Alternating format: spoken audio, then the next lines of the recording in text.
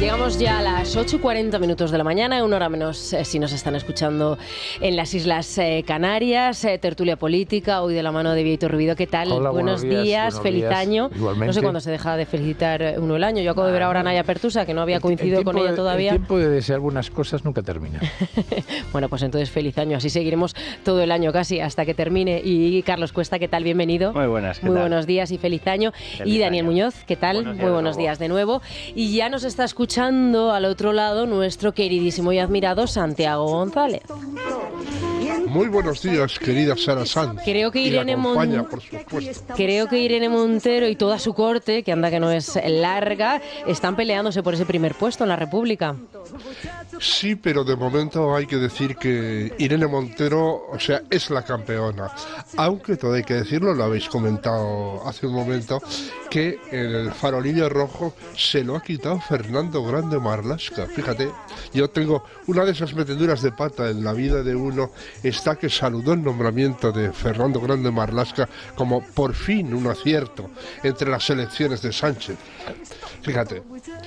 Bueno, pues vamos con el tema. Sergio Sayas da cuenta de que en Navarra se ha producido una rebaja en la condena de un pederasta que había violado a un niño de 10 años. Irene Montero: es un escándalo, decía el diputado, lo que tu ley caprichosa e irresponsable está provocando.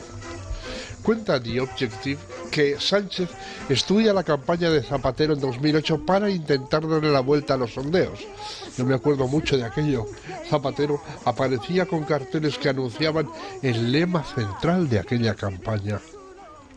Por el pleno empleo, decía. No hace falta explicar más, aunque ZP aún lo mejoró en la legislatura siguiente. Sencillamente no se presentó. Nombró a Rubalcaba doble de luces y él tomó el olivo, como se dice en términos taurinos. En aquella misma campaña tuvo un momento estelar en aquel cambio de impresiones con Iñaki Gabilondo a micrófono abierto. Ahora nos conviene crear un poco de tensión, decía Zapatero. Sí, os conviene muchísimo, respondió el maestro de periodistas. No digo más. Sí, en este caso creo que se da el refrán, lo que se suele decir coloquialmente, el alumno creo que ha superado, el pupilo ha superado en este caso al maestro. Pues sí, efectivamente, así es. Bueno, José González comparaba obituarios televisivos. Cuando Televisión Española califica la muerte de un dictador como Fidel, se va una de las grandes figuras políticas del siglo XX y la de Benedicto XVI. Su pontificado estuvo marcado por los escándalos de la pederastia. Tenemos un problema. Y ya lo creo que lo tenemos. Don Uno, yo creo que Yolanda Díaz debería haber llamado a su proyecto Sobar en vez de Sumar. Se atiene más a la especialidad de la gallega. Después del éxito obtenido por María Luisa Segoviano al decir que lo de la autodeterminación habrá que mirarlo, y de lo que dábamos cuenta ayer, hoy traemos a María Luisa Balaguer, también magistrada del Tribunal Constitucional. Soy partidaria del derecho constructivista. En supuestos concretos es necesario superar a la ley. Carmen puntualizaba: yo cuando me salto un semáforo no infrinjo la norma, que conste, lo que hago es superar la ley. ¿Estamos? Santiago Navajas hacía recuento. Javier Pérez Royo, profesor de Derecho Constitucional, Sevilla. Carmen Calvo, profesora de Derecho Constitucional, Córdoba. María Luisa Balaguer, profesora de Derecho Constitucional, Málaga. ¿Hay una escuela constructivista andaluza de Derecho? Ignacia de Pano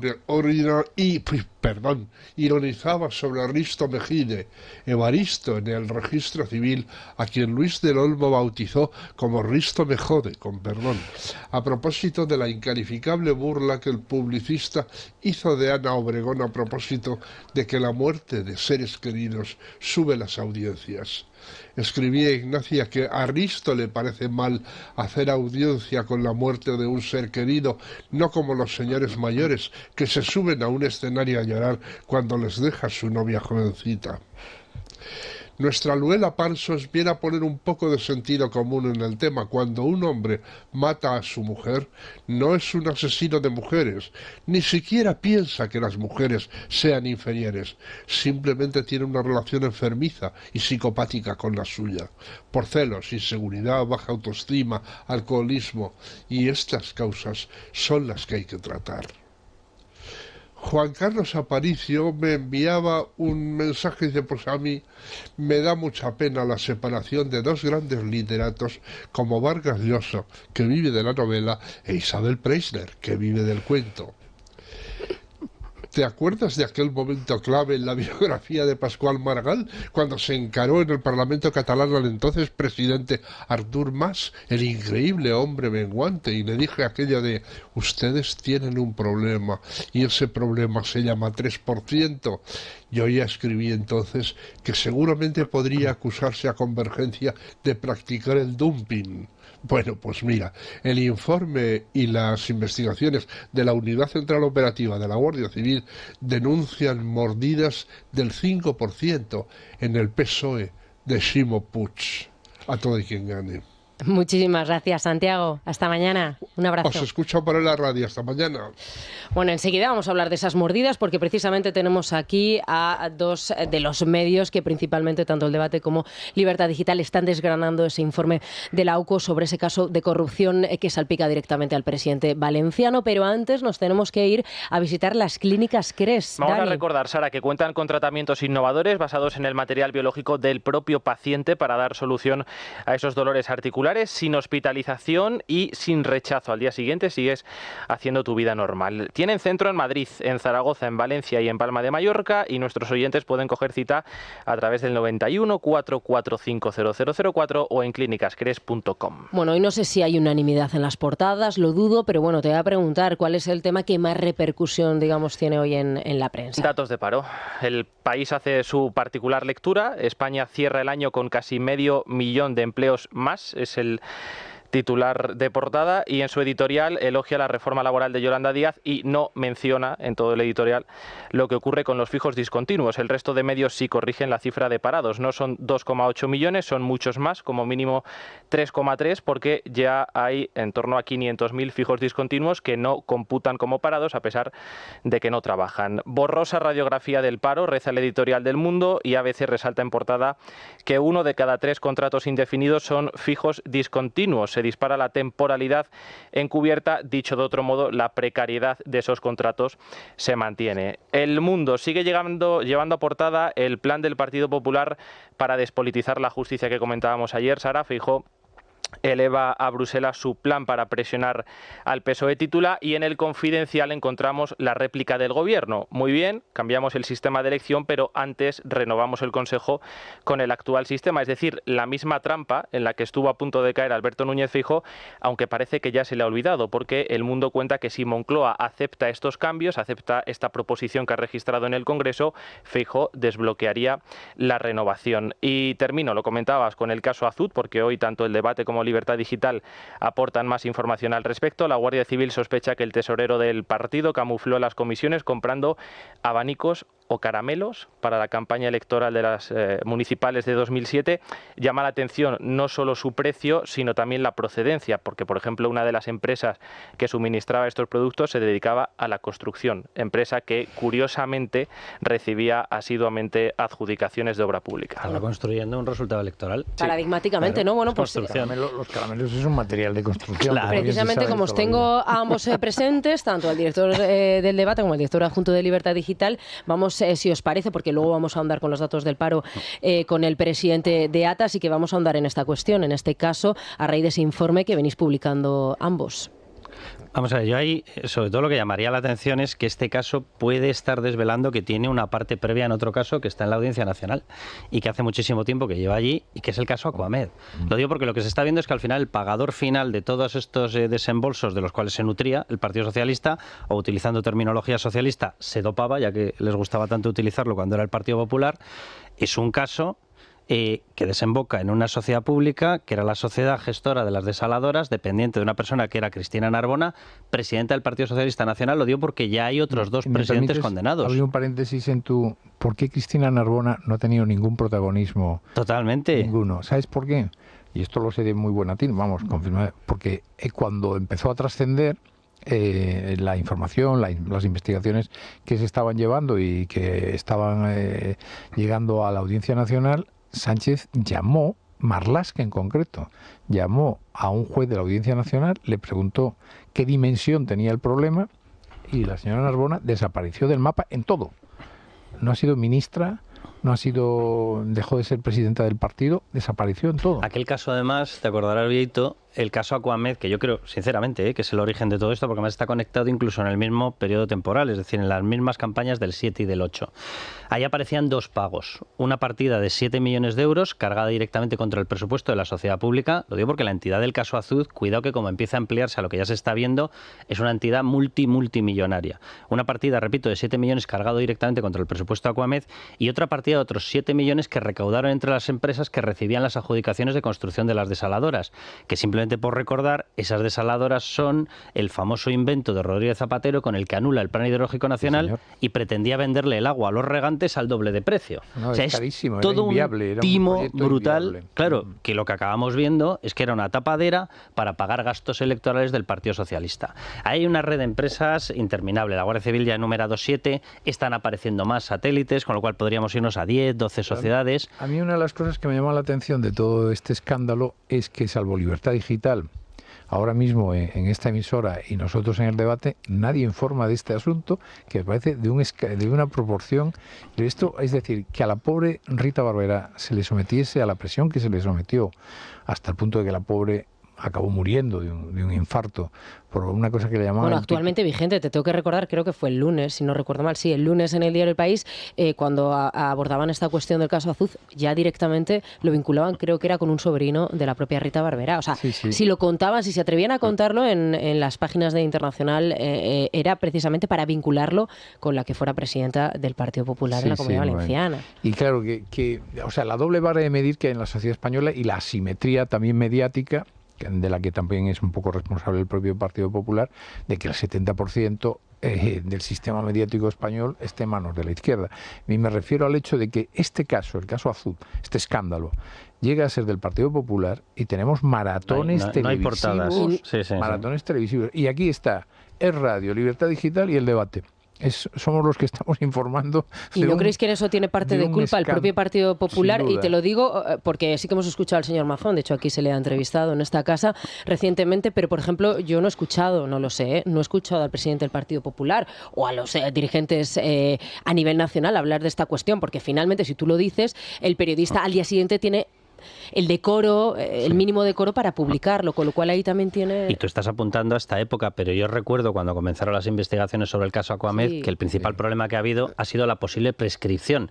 ¿Por qué hubo una posible prescripción? Porque nadie quería denunciarlo. Y dices, pero por amor de Dios, que tenéis 7 más 7 millones, 14 millones, que tienen un tufo a financiación ilegal como la copa de un pino, pero moved un dedo, por Dios. Y fue la famosa época de la campaña, para financiar, entre otros, la campaña de María Teresa Fernández de la Vega, que era la que estaba domiciliada en una cabaña en las afueras de Valencia. No sé si os acordáis. Sí, nos acordamos cuando lo de Macarena Olona, que también era uno de los ejemplos que se ponían. González Pons fue un día allí a la cabaña aquella, llamó a María Teresa, era una choza. Mira, y allí estaba domiciliada, ¿eh? Aquello tiene un tufo espantoso y toda la gente que conoce la política valenciana te lo dice, aquí hubo atisbos, indicios, casos, pruebas de posible financiación ilegal por parte del Partido Popular. Y te decían, pues sí. Dice, ¿las hubo por parte del Partido Socialista? Y empezaban a enumerarte un listado de, voy a dar alguna pista de alguna cosa que va a ir saliendo, fundaciones que no es el caso Azud, y te empezaban a citar un listado eterno.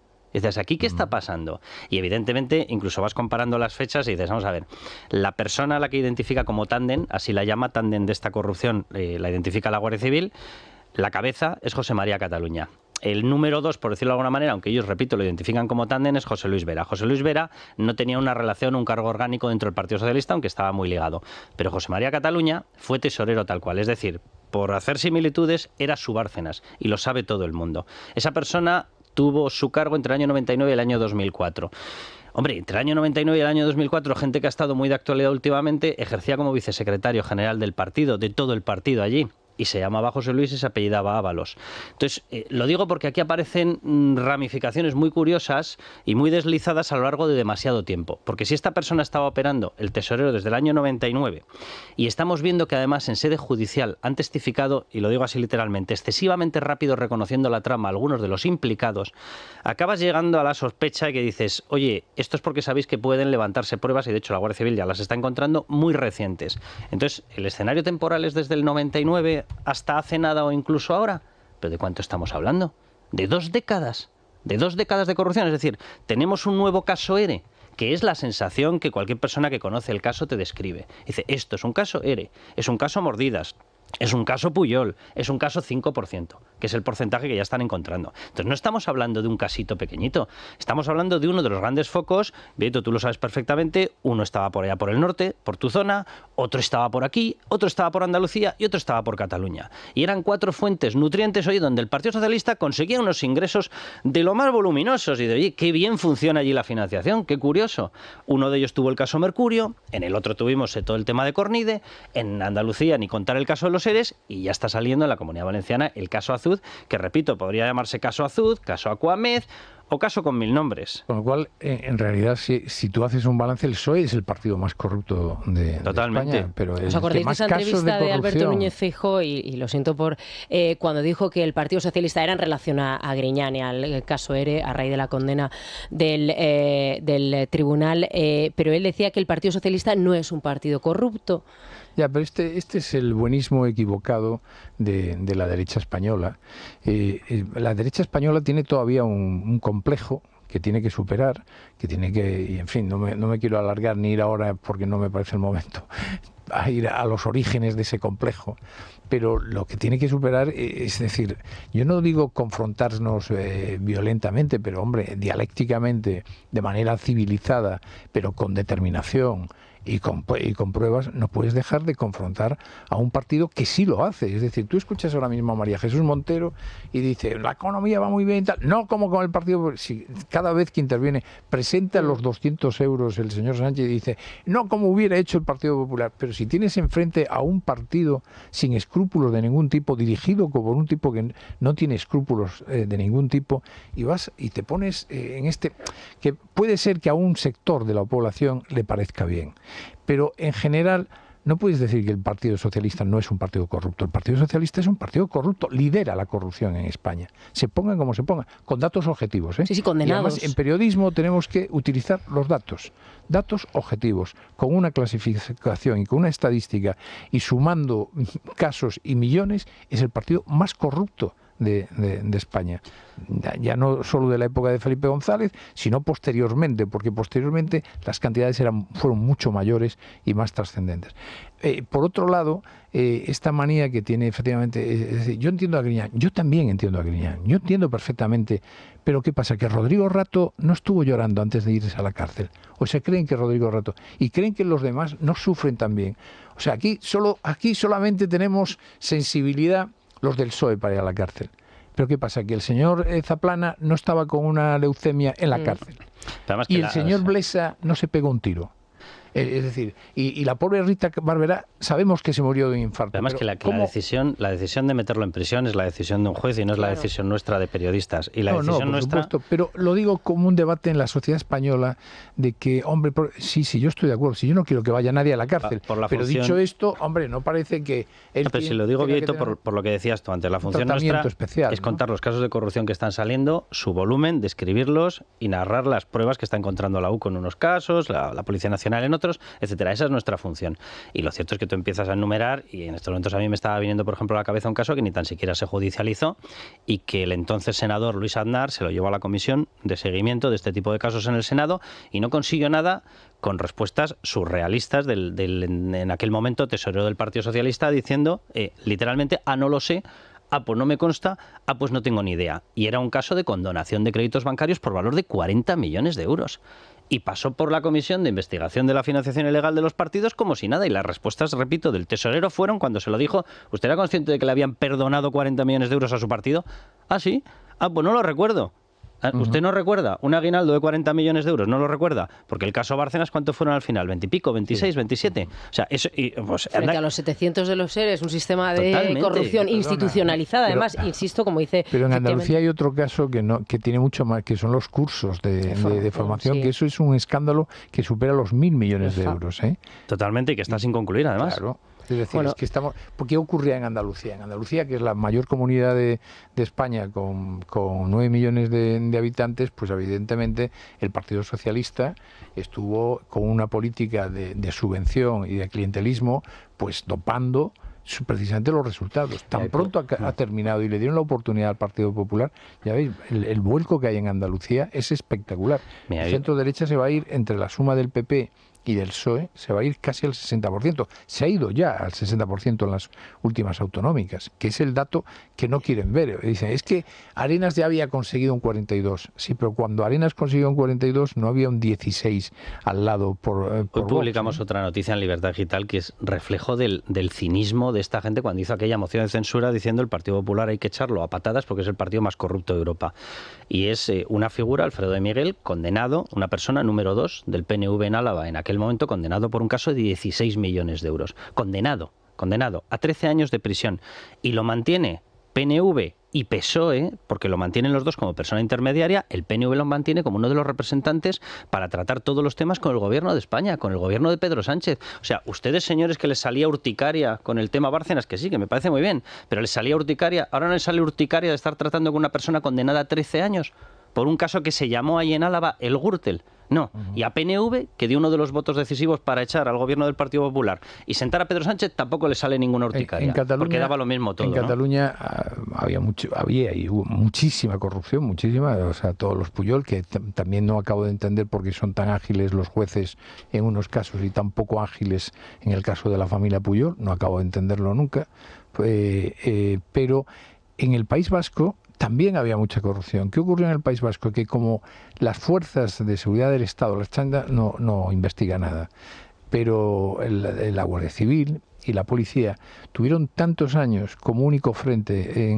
allí, que era la lucha contra el terrorismo, no atendieron otros frentes, no atendieron los frentes de la corrupción.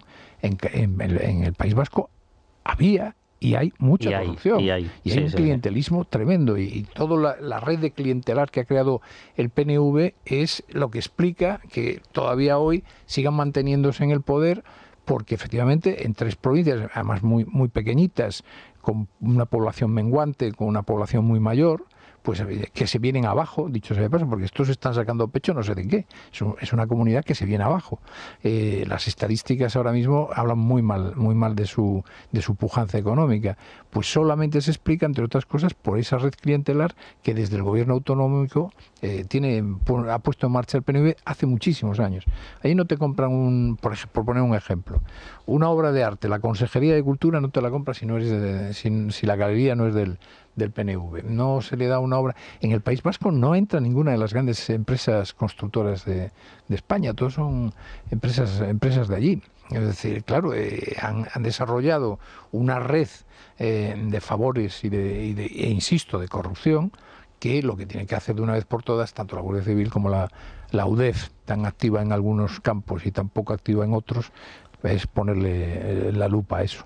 Bueno, ¿se imaginan ustedes vivir en una casa donde todas, absolutamente todas, las estancias de su hogar sean exteriores? Bueno, pues todo esto es posible gracias a Caledonian, esos proyectos, por ejemplo, los de la calle Javier Ferrero, referencia para todos aquellos que buscan las ventajas de vivir en una gran ciudad. Está mal que digamos que es la mejor ciudad de España, y eso que yo soy de Valladolid, pero la verdad es que viviendo en Madrid yo llevo ya casi prácticamente media vida, con lo cual son todo ventajas, mejores comunicaciones a tu alcance, sin renunciar además a la innovación, a la tecnología, a la exquisitez y a la calidad que nos ofrecen en este proyecto nuestros amigos de Caledonian. Bueno, pueden visitar toda la información en caledonian.es y ahora nos vamos a ir a tomar nuestro Colacel diario. Lucía Prieto, ¿cómo estás? Buenos días. Muy buenos días. Hoy os quiero hablar de los temidos radicales libres que no descansan y que un año más debemos proponernos frenarlos para lucir una piel, uñas uñas y cabello jóvenes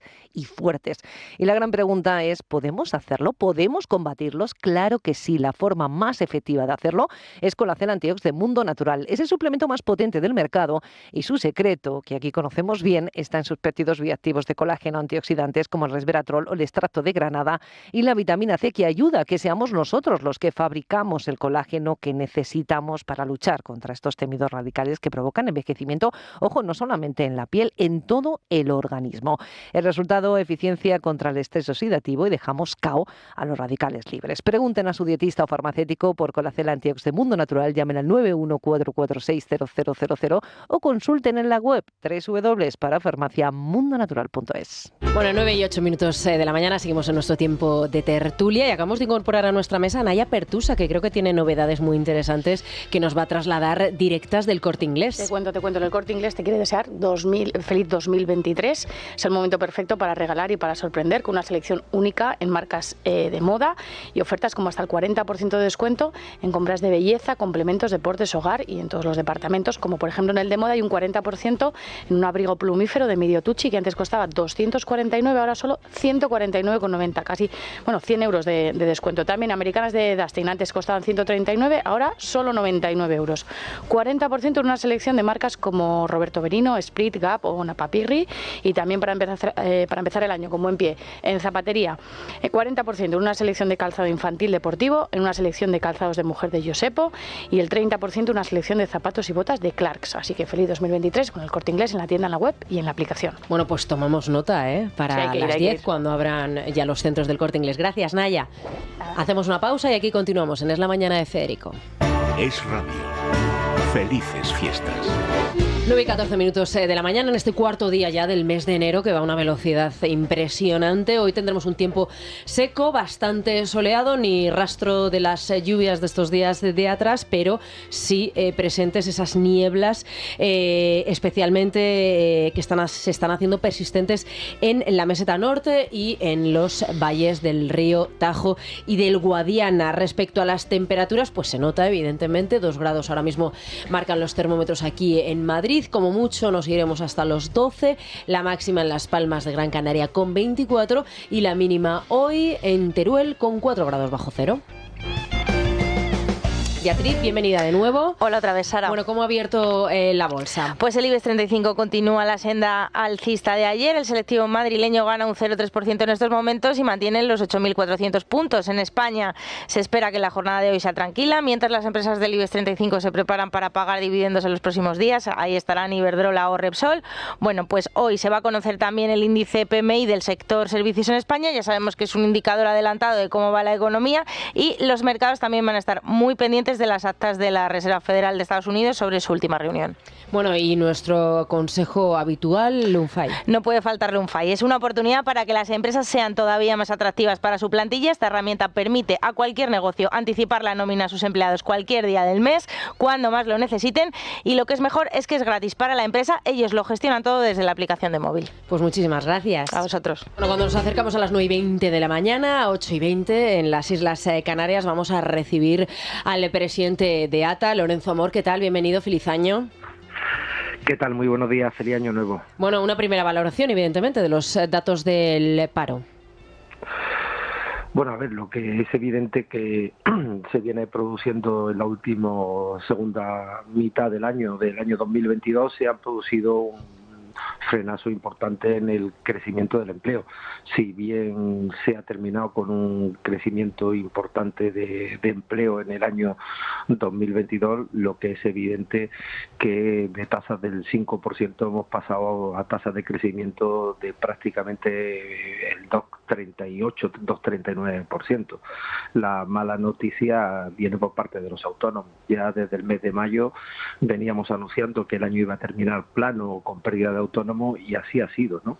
En términos netos, el día 31 de diciembre había 1.200 autónomos menos que el 31 de diciembre del año 2021. Y esto es un indicador adelantado de lo que va a pasar en los próximos meses con el empleo, ¿no? Donde vamos a seguir viendo un estancamiento en la creación de empleo y en el crecimiento del empleo.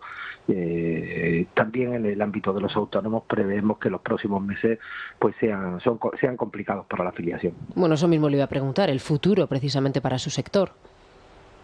Bueno, pues el futuro, teniendo en cuenta que estamos con unos crecimientos de la economía flojos, con un consumo que en muchos sectores no levanta, teniendo en cuenta una inflación del 4% para este año, la cosa no pinta bien.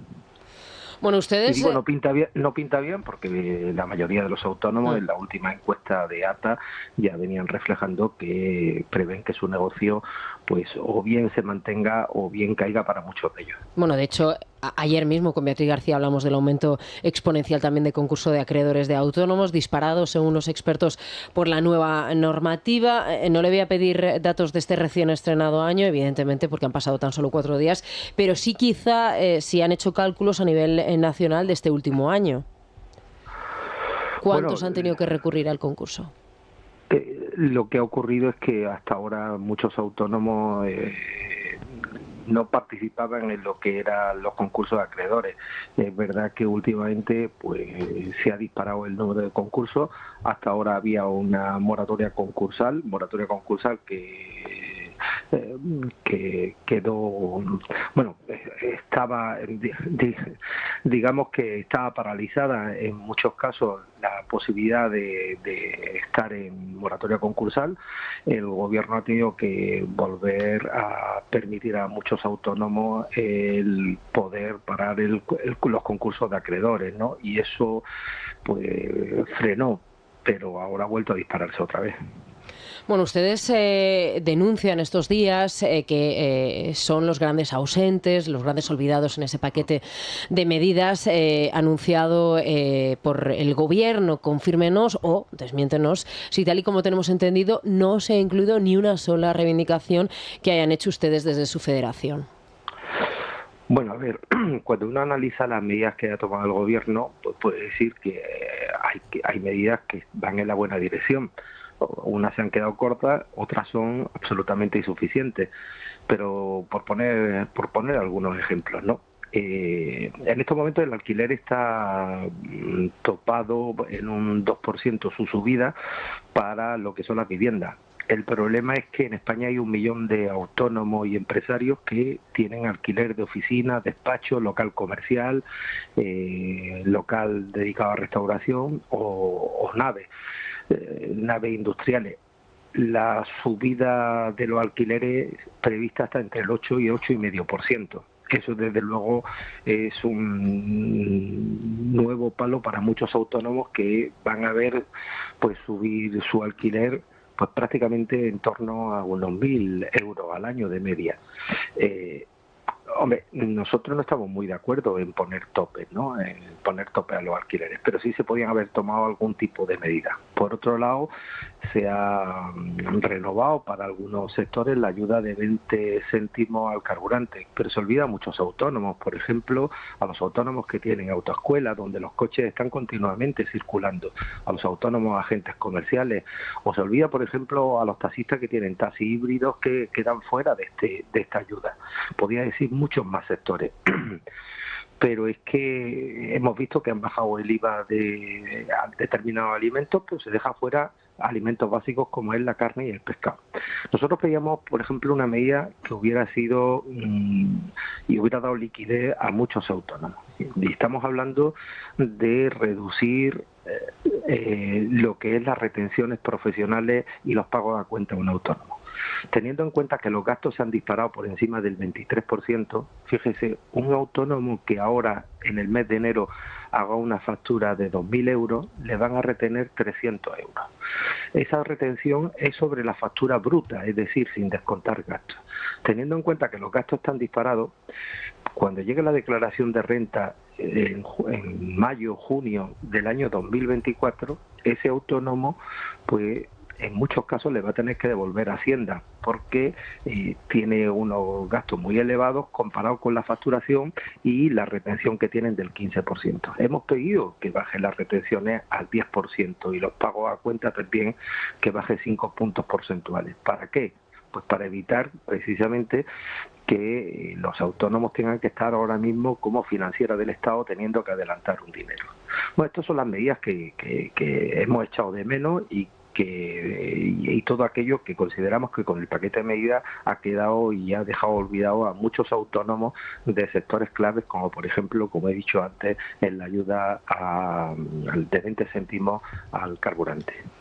¿Cómo valoran en estas primeras horas la implantación, mejor dicho, de la nueva cotización de los autónomos, que está trayendo, de cabeza, especialmente los autónomos, a los pequeños que tienen que recurrir, lo hablábamos ayer también aquí, a una empresa externa, a una gestoría, para saber cuáles son los tramos y cuáles son las cuotas? No sé cómo usted lo ha percibido. A ver, el 90% de los autónomos tiene un gestor a su lado, ¿no? Es decir, que esto indudablemente, tanto asesores fiscales como graduados sociales como gestores administrativos, pues están acostumbrados a este tema, ¿no?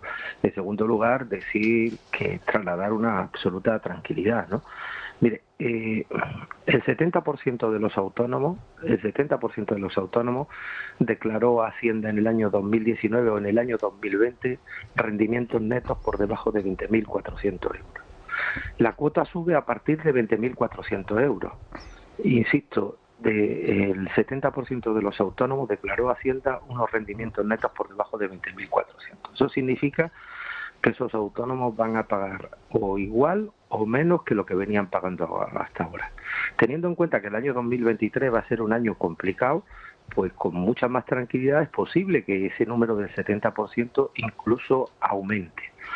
Es verdad que hay un 30% que vamos a pagar más, entre ellos, yo lo digo claramente, yo tendré que cotizar más a la Seguridad Social, pero esa cotización que se prevé de 500 euros para el año que viene, para aquellos que tenemos rendimientos netos pues por encima de 4.000 euros, pues no tiene nada que ver con lo que hace un año nos proponía el Gobierno, que era tener que pagar 1.200 euros al mes.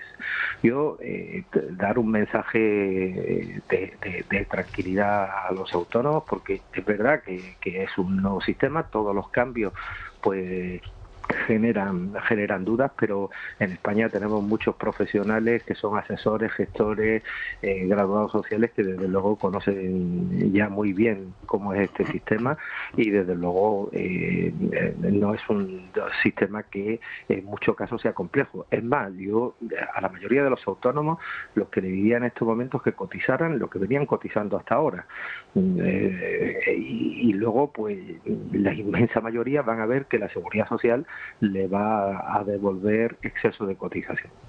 Bueno, también uno de los cambios de este 2023 es el relativo a esa tarifa cero para los autónomos. Es ya un hecho desde el 1 de enero en Madrid, Andalucía, creo que también se ha sumado la región de Murcia, cuyos, en este caso, los gobiernos autonómicos van a subvencionar el 100% de las cotizaciones a la Seguridad Social los 2 primeros años.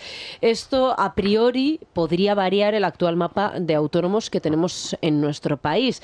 Hasta ahora, corríjame si me equivoco, en la escala de las comunidades autónomas aglutinaban mayor número de autónomos Cataluña, Andalucía, Madrid y Comunidad Valenciana. Sí, bueno, por orden, primero es Andalucía, que tiene 565.000 autónomos, y a continuación está Cataluña con 557.000, luego viene Madrid y luego la Comunidad Valenciana. Es evidente que estas 3 comunidades que usted ha nombrado antes, Andalucía, la Comunidad de Madrid y la región de Murcia, pues han implantado lo que es la cuota cero. Una de las medidas que conseguimos que se mantuviera en la reforma del régimen de autónomos fue una cuota reducida para los nuevos autónomos, cuota reducida que será de 80 euros el primer año para estos nuevos autónomos, y que se ampliaría un segundo año la misma cuota de 80 euros siempre que el autónomo tuviera ingresos, rendimientos netos por debajo del SMI. Aquí apuntar que prácticamente el 70% de los nuevos autónomos el segundo año tienen rendimientos netos por debajo del SMI, con lo cual esta medida pues va a ser una medida que va a ayudar a muchos nuevos autónomos. ¿Y puede haber efecto llamada en otras comunidades autónomas? Indudablemente.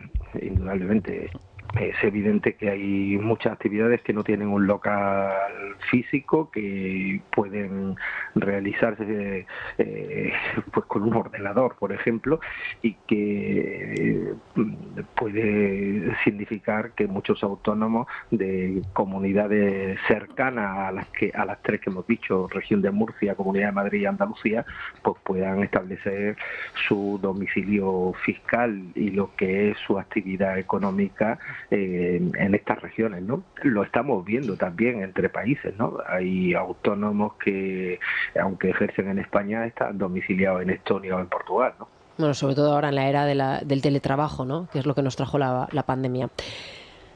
Lorenzo Amor, presidente de ATA, muchas gracias por atender la llamada de Es la Mañana. Un saludo. Muchas gracias, un saludo. Bueno, me gustaría, antes de que continuáramos esta tertulia, que escucharais este sonido. La no restitución de estos bienes a sus legítimos propietarios representa una de las más graves injusticias derivadas de la guerra civil y de la dictadura franquista, que aún no ha sido reparada por el actual gobierno. Bueno, Nicolás Redondo, que ha fallecido ayer. Nosotros nos hemos enterado esta madrugada, a los 95 años de edad, histórico dirigente sindical. Yo quería, bueno, aparte de homenajear, por supuesto, a Nicolás Redondo, les mandamos desde aquí, desde Radio, todas las condolencias y un abrazo caluroso a su familia, a su hijo Nicolás Redondo, pero me gustaría ponerlo precisamente hoy para compararlo con la situación actual que se vive en los sindicatos, porque ayer salían esos datos del paro que nos acaba de desgranar el señor Lorenzo, y la reacción, por ejemplo, estoy pensando en Unai Sordo, era diametralmente opuesto a lo que, por ejemplo, Nicolás Redondo Urbieta imaginábamos hoy hubiera hecho. De hecho, es que no hace falta tampoco irse mucho más. Si comparamos la situación de los sindicatos, tú que ponías también un poco la simetría, con un gobierno del Partido Popular, si estos datos hubieran salido hoy con un gobierno de Mariano Rajoy o del señor Alberto Núñez Feijóo, incluso de Pablo Casado, la respuesta hubiera sido diametralmente opuesta, entiendo yo. Sí, tanto en comisiones obreras como en UGT, la evolución de la calidad de sus secretarios generales fue en declive. Es decir, hoy el Pepe Álvarez, que es un hombre que era un niño que atendía una gasolinera, trabajaba en una gasolinera en su aldea allí en Asturias, se fue a Cataluña y es un entusiasta independentista. No sabemos muy bien por qué razón. Entusiasta independentista catalán, el joven asturiano de la gasolinera. Y Unai Sordo, te diría que casi es bastante mejor. Es que lo de Pepe Álvarez no tiene para dónde ir. Pero los sindicatos, que son muy necesarios, yo los defiendo y creo que es necesario en una sociedad libre, avanzada, en una democracia. Hay la defensa de los trabajadores, como es muy necesaria la patronal, porque es que si no hay esos contrapesos, efectivamente una de las partes abusa sobre la otra. Pero en España han degenerado mucho. Es decir, claro, cuando venían dirigentes sindicales de los admirados países nórdicos que tanto cita nuestra izquierda, ¿no? De Dinamarca, de Suecia y tal, y se enteraban que el secretario general de UGT tiene chofer, pues claro, se echaban las manos a la cabeza. ¿Pero cómo que tiene chofer? Sí, chofer, sueldazo. La pregunta es si tiene cortador de jamón, porque el jamón está, ¿eh? Esa es la gran pregunta. Quiero recordar que Cándido Méndez cobraba sobre 10.000 euros al mes, que no está mal. Yo tampoco ahora voy aquí. A mí me parece que hay que pagar siempre bien a la gente. Pero, ¿qué quería decir? Yo recuerdo, y si me lo permitís, de mis primeras armas periodísticas que se dice, fue en el diario Informaciones, en el año 79. Septiembre del 79 me envió mi jefe a entrevistar a Nicolás Redondo en la calle San Bernardo. El despacho de UGT, del secretario general de UGT, entonces estaba en la calle San Bernardo. Porque se aprobaba, aquel mes de septiembre, no sé si era septiembre o octubre, se aprobaba el Estatuto de los Trabajadores, año 79. Y entonces yo acudí allí a su despacho con un magnetofón, que me acuerdo que entonces eran unos magnetofones enormes, y le estuve haciendo la entrevista. Y cuando terminó me dijo, ¿está el magnetofón encendido? No, ya lo apagué y tal. Me dice, pues mira, te voy a decir una cosa. El Estatuto de los Trabajadores protege menos al trabajador que el Fuero del Trabajo de Franco.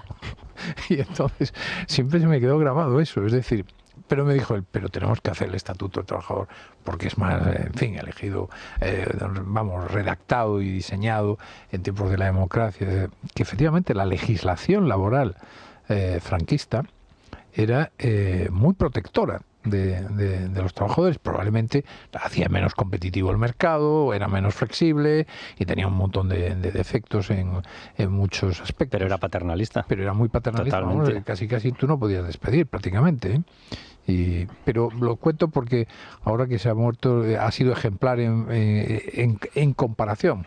No vamos ahora a decir que era San Nicolás, pero desde luego su comportamiento fue bastante más admirable que sus posteriores y sobre todo sucesores. Que cumplían su función. O sea, es que cada función, cada papel y cada organismo lo tienes que ver en el contexto histórico en el que se desarrollaba. Y ellos tuvieron una función, la legislación en materia laboral no tenía nada que ver, aquella, aunque era muy paternalista, pero es verdad que había cosas que había que plasmar en leyes aprobadas ya en la democracia y ellos cumplían con su función. Puedes estar de acuerdo, no estar de acuerdo, su ideología, su no ideología, pero cumplían su función. Y su función era pelear por unos derechos laborales. Si lo llevamos ahora a la situación actual, comisiones y UGT están peleando por los derechos laborales. No se lo creen ni ellos. O sea, el problema es que la Constitución regula unos sindicatos con una función de defensa laboral.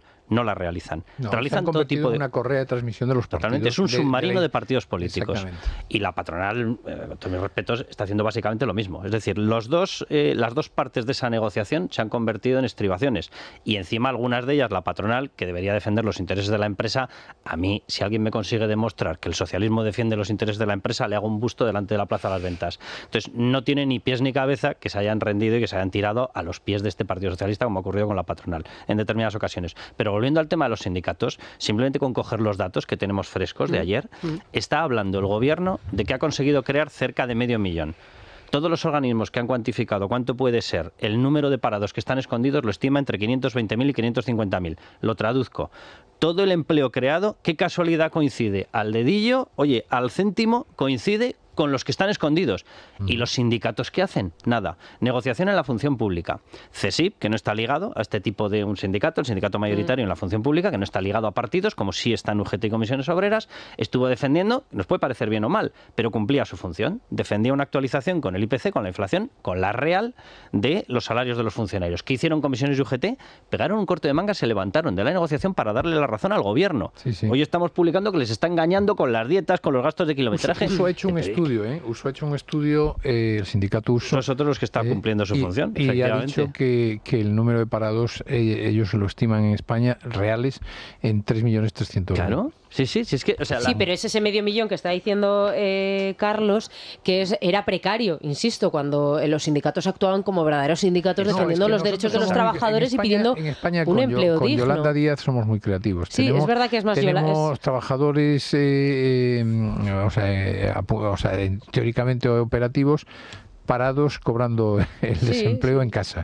Eso es la nueva figura que tenemos. Los fijos discontinuos. Claro, trabajadores fijos discontinuos y parados fijos. Fijo discontinuo era una figura que existía desde siempre. Lo que pasa es que estos han convertido el fijo discontinuo en un trapantojo para enmascarar unas estadísticas que efectivamente, como acaba de apuntar Carlos, es probable que ese 500.000 de supuestos puestos nuevos en realidad están enmascarados en esa figura. Hay dos datos que cualquier persona... Se le pidió el dato a ella, a la ministra, y a la vicepresidenta. No tengo el dato. Bueno, tenerlo lo tiene. Y ayer se le volvió a preguntar al secretario de Estado, a su número 2, y a Pérez de Rey, y volvió a insistir en que nunca además se han facilitado y que además, que es un recurso también bastante habitual en el gobierno, que en Europa tampoco se hace. Siempre están diciendo, lo de Europa. Siempre... En Europa, si en Europa no se hace... La cantidad de veces que en el debate político en España se ha invocado a Europa, yo recuerdo lo de las famosas balanzas fiscales y decían, las balanzas fiscales en Alemania, lo decía Maragall y lo compró el PSC y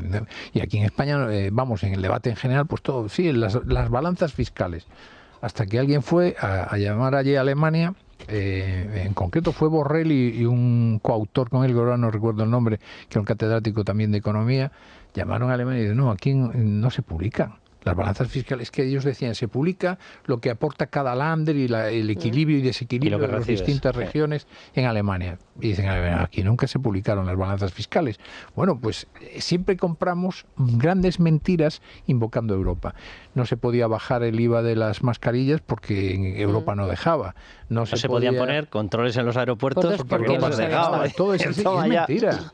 Como es mentira todo lo que están diciendo del el IVA de los alimentos, dijeron lo mismo. Es una directiva directiva y no se puede tocar. Y ahora que acaban de hacer, ahora sí, ¿no? Cuando ya han pasado todos los meses de recaudación extra, ahora sí. Lo que es sorprendente es que la sociedad española, hombre, tiene mucho que ver con que en realidad en España hay una gran calidad de vida. Al margen del gobierno que esté, España tiene una gran calidad de vida. Entonces, el nivel de satisfacción del ciudadano, a pesar de todo, más allá de tus enfados políticos, en cuanto a confortabilidad, etcétera, es alta.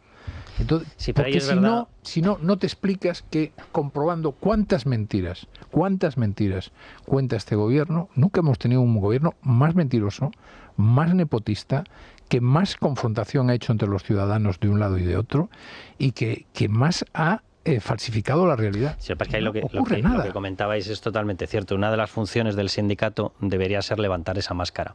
O sea, lo que está diciendo Vieito, que es verdad, nosotros estamos viviendo en estos momentos de un estado del bienestar prestado, que nos va a costar carísimo. Sí, es decir, en el momento en el que se tire del telón, nos va a costar carísimo. Nunca hemos tenido un rescate camuflado como hemos tenido por parte del Banco Central Europeo, que un día se podría hablar del papel que está teniendo. Porque que tú enmascares los desastres significa que en algún momento tendrás que tirar de la cortina. Y cuando tires de la cortina, la montaña de porquería va a ser tan sideral que se nos va a caer encima. Pero hemos recibido una asistencia de más de 550.000 millones de euros en compra de bonos y liquidez para los bancos. Más de medio billón. Nunca jamás había habido un rescate camuflado como ese, jamás. Gracias a Mario Draghi, que lo hizo para rescatar también a Italia. Sí, pero que nunca fue con esas cuantías. Es que es una barbaridad. Y los sindicatos deberían estar advirtiendo de la que viene, porque eso lo vamos a pagar. La prima de riesgo, que de hecho lo estaba consultando, ya ha vuelto a marcar otro pequeño piquito hacia arriba. Y la tenemos bajo asistencia absoluta. O sea, no es que la tengamos dopada, es que la tenemos bajo respiración asistida. Hemos recibido oficializados, aunque no están circulando, cerca de 30 y pico mil millones de una promesa de 140.000 millones de euros. Nadie sabe muy bien qué está haciendo los ministerios con el dinero, porque el dinero sí está llegando a España, pero no se está repartiendo entre empresas, hogares, no se está repartiendo. Y dice, ¿pero qué está pasando con ese dinero? Es decir, el nivel que tenemos de asistencia externa es brutal. Los sindicatos no están diciendo absolutamente nada cuando saben, informes FMI o CDE han marcado que los tres grandes bloques económicos en este 2023 vamos a entrar simultáneamente China, Estados Unidos y la Unión Europea simultáneamente en recesión. Saben perfectamente que toda la apariencia que se está dando el mercado laboral es un camuflaje. Lo saben perfectamente. Básicamente porque los datos con los que elabora el informe que citaba Vieito de uso, que además lo está haciendo todos los meses y lo hace de maravilla, son los mismos datos que tiene Comisiones Obreras y UGT. Sí. Y Comisiones Obreras y UGT se han puesto un candado en la boca porque reciben X dinero, que por cierto, el X dinero tradicional de por acción sindical ahora tiene una nueva partida. Lo digo con toda la ironía. Como todo el mundo sabe, los sindicatos han sido históricamente los máximos divulgadores del feminismo. Es que tócate las narices. Bueno, pues ahora ya están conectados a las partidas del Ministerio de Igualdad. O sea, ya hemos inventado aquí la despensa A, la despensa B y llegamos hasta la Z. Y están callados, literalmente callados, cuando saben perfectamente que es un trampantojo. Bueno, pues ya veremos. Cuando se tire del cordón, que será casualmente cuando pierda las elecciones el PSOE, veremos la montaña. Los sindicatos, que era el origen de esto, recordando a Nicolás Redondo, Cándido Méndez llegó a un momento en que se le consideraba el tercer vicepresidente de Zapatero. Acordaros, es decir, UGT siempre estuvo absolutamente a favor, menos en la época de Nicolás Redondo, que le planteó una huelga general al propio Felipe González con una reforma laboral, ¿no? Y en aquella época sí que paraba en España, ¿eh?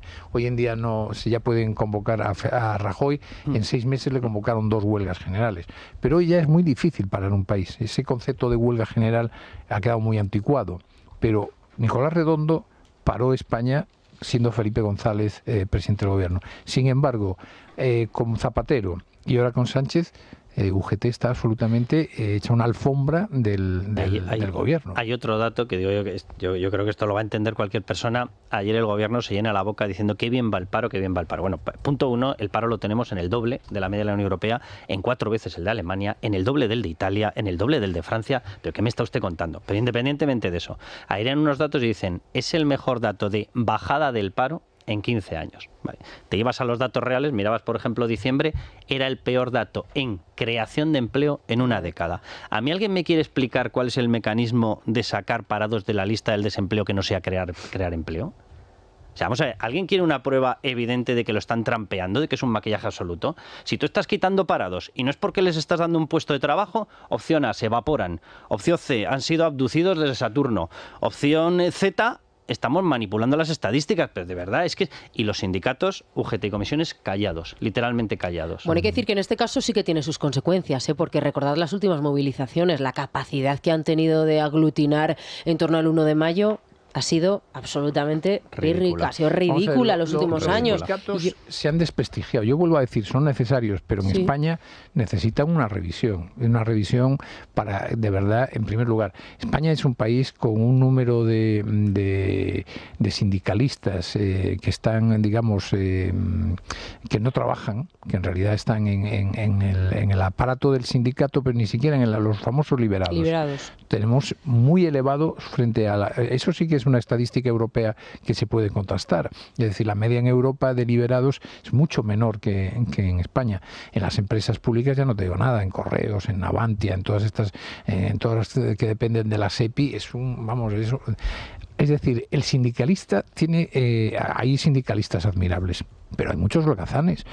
Yo siempre recuerdo en todos los lugares donde yo trabajé, el más vago, el menos comprometido, se presentaba al comité de empresa. Yo esto no lo debería revelar.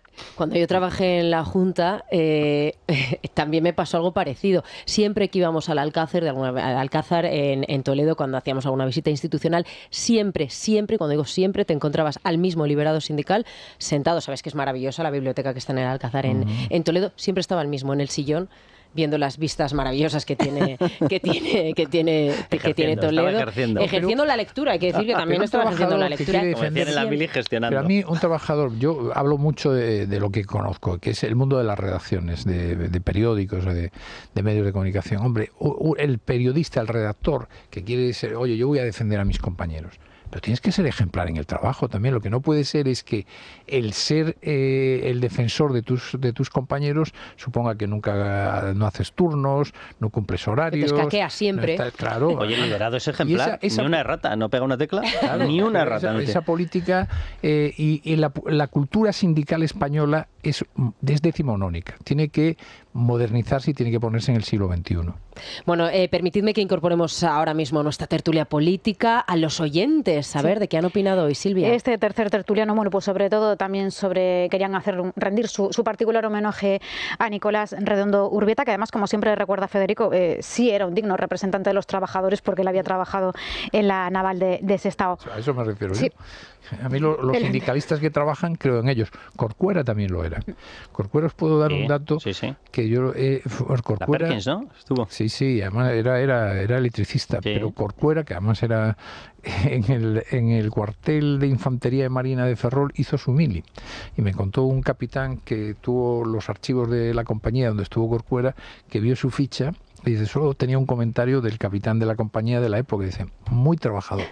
O sea, muy trabajador. Que es lo mejor que pueden decir de ti. Pero Corcuera era trabajador. Y después podías ir a defender a tus compañeros. Pero claro, esto es que veis, yo lo vuelvo a decir, recordar en todos los lugares donde habéis estado, como los más vagos son los que buscan el comité de empresa para allí guarecerse y que nadie les toque y que nadie los eche. El Candy Crush. Hoy también le recuerdan a muchos por ese famoso enfrentamiento que tuvo con Marcelino Camacho, al que le dijo aquello de Marcelino, mientes y tú lo sabes. Bueno, a la vuelta lo recordamos. Feliz Navidad. Es Radio. Bueno, Silvia, vamos a escuchar a nuestros oyentes. Empezamos con ese homenaje a Redondo Urbieta, pero es que también se le acumulan los problemas a Chimo Puig.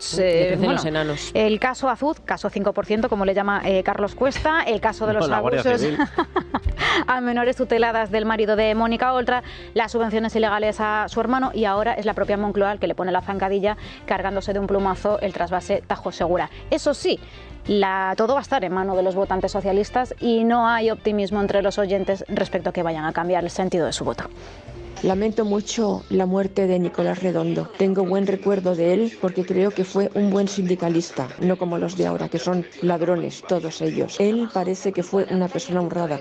Le engañaron en algún momento, lo pasó mal, pero fue una persona honrada. Su hijo puede estar orgulloso de él. Bueno, Nicolás Redondo Urbieta, que ha muerto, era pues un gran sindicalista. Tú le mirabas y le veías actuar y decías, este es un sindicalista, de verdad que se preocupa por los trabajadores. Y claro, ves a los de ahora, al del Fular y al Unai Sordo, y dice, ¿y estos pijos de dónde se han escapado? Estos pijos en su salón, ¿cómo hablan de ir a la manifestación? Si luego van y dicen que a tomar una cerveza y a vivir. Mis condolencias para su familia y como trabajador un gran ejemplo para todos estos sindicatos Qué diferencia, qué diferencia. Supongo que no tendrán vergüenza de ir al funeral. Ojalá a Pedro Sánchez le pase factura todo esto que está pasando en el trasvase Segura, y le tiene que pasar factura muchas cosas, pero por presidente mentiroso, porque nos ha mentido a todos los españoles, nos ha engañado y nos está tomando el pelo. Ahora bien, los votantes socialistas, esos son de cañón. Veremos a ver, veremos a ver. No creo que le pase ningún tipo de factura. Entre la mala información y la memoria de pez que tenemos los españoles,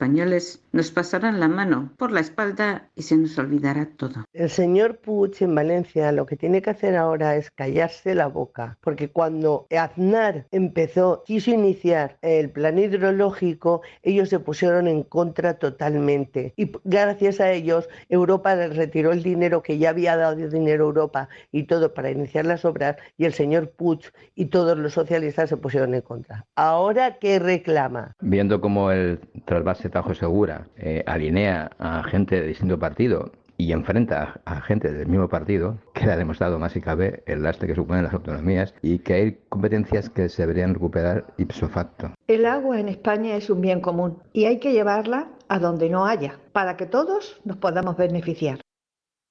Bueno, opiniones antagónicas. Hemos visto como una oyente estaba convencida de que efectivamente va a tener coste electoral para Pedro Sánchez, que esto hay que puntualizarlo porque ahora sí iba a preguntar yo, ¿qué puede penalizar más? ¿Al presidente del gobierno o penalizar más en este caso al presidente autonómico, a Chimo Puig, el caso del trasvase? A ver, el que se piense que esto es una decisión autonómica es literalmente es que vive en Marte. Yo simplemente recordaría una cosa. Nosotros en estos momentos, que de hecho se le ha culpado a empresas o a compañías eléctricas, por ejemplo a Iberdrola, es que tiene los pantanos, los tiene muy bajos. O sea, nosotros estamos manteniendo, porque lo tenemos que hacer, nuestras obligaciones hidrológicas con Portugal y nos las estamos saltando con comunidades autónomas dentro de España.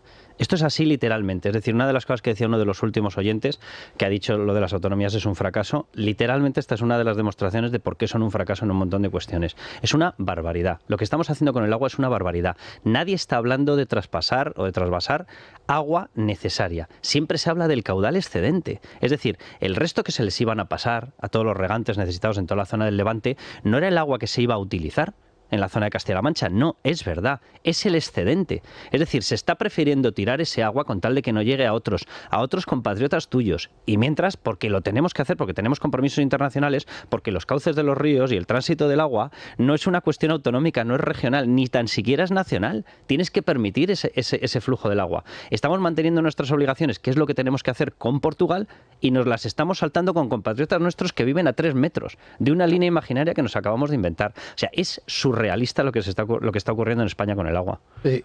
Para mí es un síntoma del momento de confusión ideológica y de moral que vive nuestro país. El agua, que viene del cielo, que es un elemento de la naturaleza, que un señor de Zaragoza no quiera que se haga el trasvase, pero que el agua va a ir al Mediterráneo, señor mío. Yo esto una vez se lo dije allí en una charla a los de Zaragoza, dije, ya sé que os parece muy mal, pero ¿por qué no queréis trasvasar? Es decir, en Galicia llueve tanto que ojalá hubiese un mecanismo para que todo ese agua que llueve allí pudiese venir a quien necesita el agua.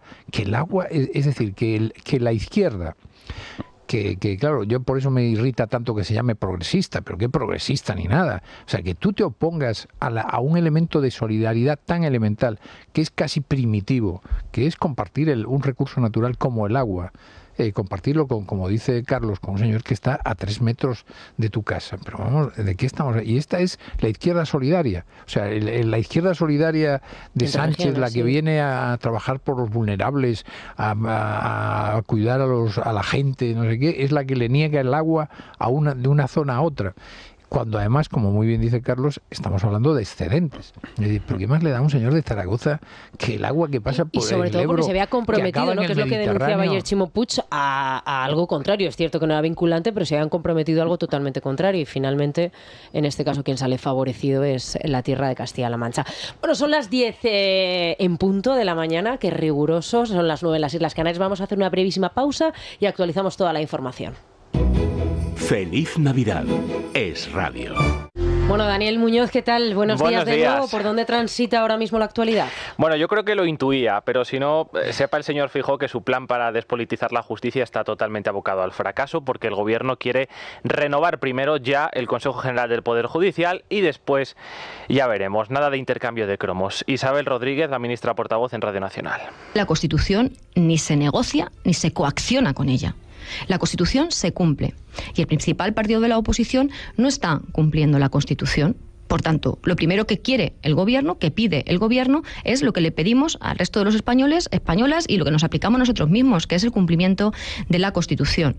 Que, por cierto, es lo mismo también que está pidiendo el comisario de Justicia de la Comisión Europea, que se cumpla la Constitución y que se desbloquee el Consejo General del Poder Judicial. También está pidiendo el comisario de Justicia de la Comisión Europea. Rigurosamente falso. El comisario les ha dicho que cumplan la normativa europea. Sí, lo contrario. Y después me llama mucho la atención que tienes razón, hay que cumplir la Constitución. Aplíquese el cuento, señora ministra, porque las dos vocales del Constitucional propuestas por el Partido Socialista se han descolgado tanto ayer como antes de ayer diciendo que no, que se puede reinterpretar la Constitución para favorecer un referéndum de autodeterminación. Que esa cuestión tiene muchas aristas. Es una cuestión tremendamente compleja. No sé dónde ve la complejidad. No, a mí me sorprende que cuando les conviene invocan la Constitución, que me parece muy bien, y cuando no les conviene, se dan andanas, ¿no? Además, hay una cuestión de interpretación que la tienen que realizar, no esta de la que hablan ellos, que me ha hecho mucha gracia lo de Balaguer, de nosotros tenemos que ir más allá de la ley, más allá de la ley. Sí, un tribunal va más allá de la ley, o sea, es legislativo, es ejecutivo, es todo lo que le salga de las narices. Puede ser la presidenta, ¿eh? No, totalmente, sí, es el plan B más allá de Conde Pumpido. Si no sale Pumpido, será ella. Con lo cual está claro que van ya con la orden metida entre los dientes. Pero simplemente una cuestión, ¿quieren ustedes cumplir la Constitución? Es que en la Constitución sobre el Poder Judicial lo que marca es que 12 de los 20 tienen que ser designados por jueces y magistrados. O sea, ¿alguien está hablando de esto? O sea, es que eso es lo que pone literalmente en la Constitución, que 12, es decir, la mayoría, tienen que ser por jueces y magistrados, no nombrados por políticos, no nombrados por partidos, no nombrados para, oye, vigílame este caso, que así yo me libro. No, tienen que ser independientes de verdad. ¿Quieren cumplir la Constitución? Pues que la cumplan. Pero si en eso se va a poner de acuerdo todo el mundo, oposición y gobierno, inmediatamente, háganlo. No, si lo que le plantea el Partido Popular es un documento de 18 folios, que se enfadó mucho Bolaños, esto es intolerable, 18 folios. Me va a tocar leer. Donde lo que se le está pidiendo a Bolaños... Yo que estaba en YouTube. No, además lo dijo, yo, llámame y por una llamada de teléfono lo arreglamos. ¿Os acordáis que fueron las declaraciones de Bolaños? Por un audio de WhatsApp. Esto es tan sencillo como que el Partido Popular lo que está planteando ahora es garantizar sobre todo la independencia de los jueces. Eso es lo fundamental. Por ejemplo, a mí lo de las famosas puertas giratorias me parece fundamental. Es decir, yo creo que el señor Marlaska o Margarita Robles o cualquier personaje, en su día el que era ministro de Justicia, que ahora es vocal magistrado del Constitucional, Campos, no pueden volver. ¿No? Es decir, una persona, Dolores Delgado, si eres ministro, no puedes volver nunca más a tu vida como lo que hizo Garzón cuando dejó el Ministerio del Interior con Barrio Nuevo. No puede volver a ocurrir. Y eso sí que le da limpieza e higiene a la vida democrática del país. Bueno, más asuntos. Esta mañana hemos conocido también que Feijóo ha designado a Elías Bendodo director de campaña para las municipales y autonómicas de mayo. En los próximos días vamos a conocer los nombres que van a completar su equipo. La idea, reza el comunicado del Partido Popular, es poner de manifiesto que hay un Pedro Sánchez en cada cartel electoral. Y dos asuntos más rápidamente. Hoy los Estados miembros de la Unión Europea, Sara, se reúnen para responder de manera conjunta al aumento de contagios COVID en China y todo indica que Bruselas va a exigir un test negativo en origen, a tan solo 4 días de que China reabra sus fronteras. Y pendientes también un día más del Rally Dakar, cuarta etapa en marcha. Tiene que recuperar Carlos Sainz mucho tiempo hoy. Se dejó ayer 35 minutos por la avería y en esta jornada, tras el paso por el primer punto de control, solo ha recuperado 30 segundos al líder de la general, al Qatarí Nasser, que está volando también en la etapa de hoy. Bueno, vamos a estar muy pendientes, especialmente de lo de China, porque ha vuelto a cundir una especie de histeria a raíz de los casos, evidentemente es normal, dado como es el régimen de Xi Jinping, totalmente ocultista en referencia a las muertes, a los pacientes que ahora mismo esa ola de COVID brutal que está afectando a toda la población. Fijaros el dato, ayer lo comentamos, más de 9 millones de profesionales que han tenido que renunciar a esas vacaciones para atender a los pacientes, con lo cual la magnitud de lo que pueda estar sucediendo en ese país, ¿cómo tiene que ser? Que Bruselas... perdón. No, que aquí afortunadamente, aquí en España afortunadamente estamos más protegidos, tenemos nuestra inmunidad natural, porque el virus se ha ido propagando en la calle y la inmunidad que nos otorgan esas vacunas, que no tiene nada que ver a las vacunas que se han proporcionado a la población china. Ahora, con toda la ironía, la aguerrida Bruselas, un test en origen. Un test realizado por los chinos. Bien, ¿eh? No os paséis de dureza, no vaya a ser que alguna vez consigamos evitar que vuelva otra vez la pandemia. Bueno, Carlos Vieito, muchísimas gracias por acompañarnos la próxima semana. Yo ahora me voy a quedar escuchando la que es que no me extraña. Es uno yo de los grandes. Nos hemos peleado cuando han venido las revistas a ver esas famosas imágenes que llevaba. Estaba mirando el guión y Lola. Isabel, ¿qué tal? Que yo en Libertad Digital he optado por otro titular que no tiene nada que ver con Ola, sino con Semana, porque se confirma la relación de Paloma Cuevas con Enrique Ponce, y hay que decir que fue este programa el que a mediados del... Bueno, a finales de ¿qué he dicho? Enrique Ponce. Claro, porque retubismo como Tamara Íñigo, claro, porque puede haber un caso de retubismo.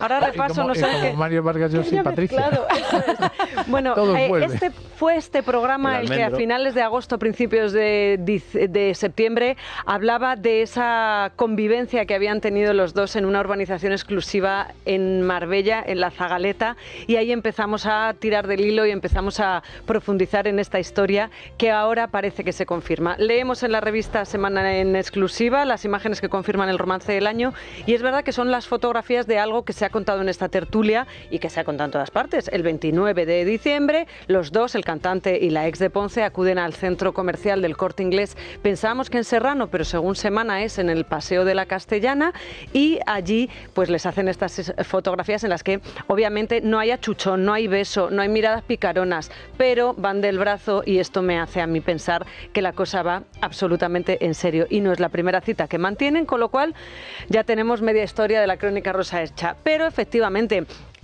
lo de Ola es una exclusiva, así es, Tamara e Íñigo se han reconciliado, pero la exclusiva auténtica la daba Dani Carande el otro día cuando comenta que lo de la Misa del Gallo a la que acudieron juntos el otro día es algo pactado, es una quedada y es una forma de empezar a dar a conocer que están en la pomada, que han retomado su relación. Me hace mucha gracia lo que escribe Mamen Sánchez, que hay que decir que Ola está absolutamente pletórica en los últimos días, porque es la que se apuntó el otro día el comunicado también de Isabel Preisler, pero es que me gusta esta historia, comprenden las debilidades de cada uno, es decir, comprenden que la carne es débil. A ver, ¿me pueden explicar a mí? Ella había dicho que no admitía una infidelidad ni un nanosegundo en el metaverso. El metaverso, ya sabes que yo lo bauticé como el metabeso, aquí eso ha sido el pequeño beso que Íñigo le dio a esta señora, a ver si luego cuentan. Yo estoy segura de que cuando hagan la exclusiva dirán, fue un beso de nada. Sí, pero total. Ella le llamó el mitaverso, ¿no? El mitaverso. mitad beso, mitad achuchón. Bueno, a esto le añadimos algo que ayer decía Alejandra Prat en el programa de Sonsoles. Y ahora Sonsoles, en un momento determinado, dijo que respecto a la tercera pareja en cuestión, la de Mario Vargas Llosa y Isabel Preisler, que han roto, que podría haber una tercera persona y que sería un sevillano que estaría ocupando ya el corazón de Isabel Preisler, caracterizada entre otras cosas por solapar relaciones. Y aquí tiro yo, por ejemplo, de Carlos. A mí me chivan que es un empresario sevillano que podría estar en el IBEX. Entonces yo empiezo a darle vueltas a esa cabeza y a Google sobre todo, y no me salen, es que no quiero pronunciar. Hay solo 35. Hombre, a mí se me ocurre alguno, pero no voy a lanzar nombres, porque si no la montamos aquí. Claro. Pero no tiene por qué ser el presidente, puede ser de la cúpula de una empresa, no tiene por qué ser director general, en fin, gerente. No sé si claro, hay muchos... Tiene que ser propietario. Exacto. Tiene que por ser lo menos de paquete de acciones. Tiene que ser fácil. No me veo a Isabel Preisler yendo por el director de marketing. No, yo tampoco. Ni siquiera por el director financiero. Qué malicia. Tiene que ser un propietario. Tiene que ser alguien que no sé si se dedica al sector del transporte o el sector hotelero o al sector de los centros comerciales. Lo que dice Vieito, si estás en la franja de edad de Isabel Preisler, tienes el problema de que puedes abandonar el cargo ejecutivo. Entonces más vale que tengas el paquete accionarial. Sí, ¿no? Digo yo, no sé. Bueno, pues ya le estáis dando a la cabeza, que vosotros sois los expertos. Se reduce. Sí, ahí se me ocurren los tres, pero a las 11:20 lo tienes. Yo pensaba que primavera era la época del año donde más parejas, ¿no? Eso aquí porque dice el refrán de que cerrando y abriendo el año con esta familia, de verdad, en el mundo maravilla. global. Tú te vas ahora mismo a Miami o al Caribe y ya allí estamos en primavera. Es primavera siempre, y en el Corte Inglés con Paloma Cuevas y Luis Miguel todavía más, así que... Pues muchísimas gracias, Isabel, todo este contenido, no solo Vieito, estamos todos expectantes, por supuesto, por escuchar esta próxima hora aquí en Es la Mañana de Cérico. Nosotros, la parte informativa, regresamos a las 7 en punto. Feliz Navidad. Es Radio.